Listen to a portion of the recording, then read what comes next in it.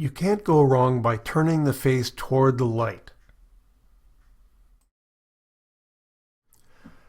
These are the relatively flat front planes of a face that I'll be referring to.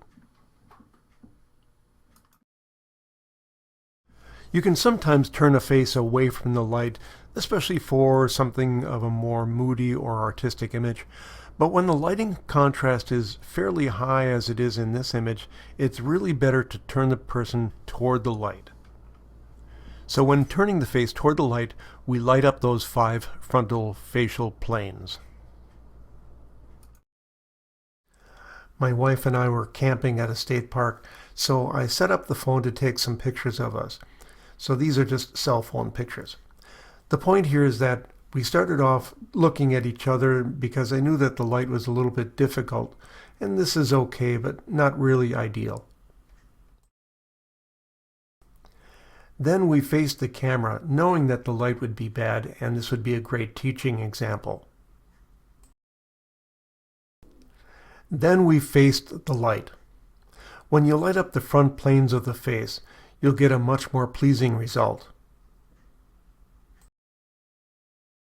For this high school senior portrait, you can see that facing the camera wasn't very good.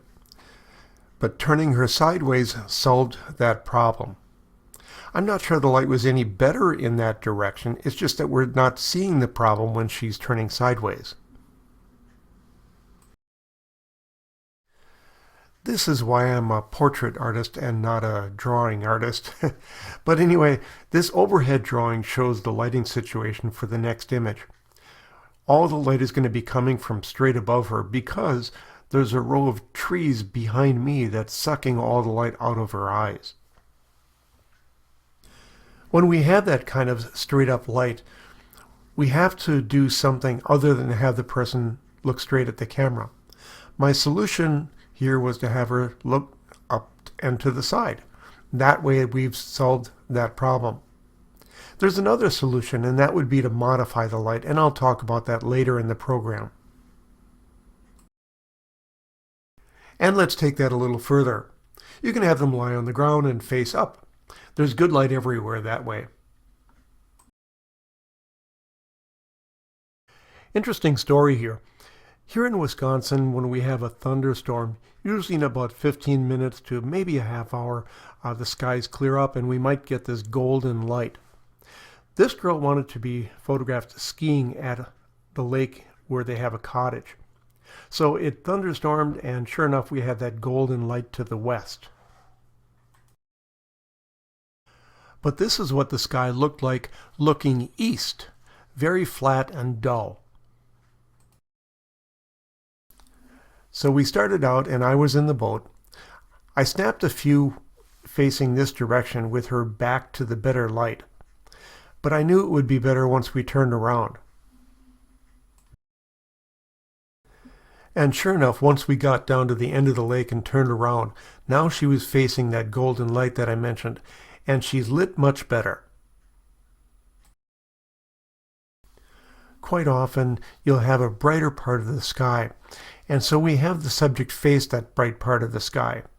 Then we can just get free with the types of posing and actions that we have the subject do. That kind of broad light source, but coming from a direction, allows for a lot of freedom of movement. By the way, in this collage, look at her eye in the under layer. You'll see it's kind of a horizontal line in the catchlight, and that indicates the type of light that she was lit by, that bright line of the sky. Now this kind of lighting is pretty scary, but actually it's wonderful portrait lighting. And as you can see here, the color is great, the direction is great, and the contrast or the impact is great. Now in this image, the sun is hitting some bright clouds ahead, and it's being blocked from everything else. So that would create a strong direction of light too. And finally, We know we don't want to work with hard sunlight, but when the sunlight is diffused through some hazy white clouds, we get a very strong direction of light from the side as well, because the blue sky is darker than that diffused sunlight.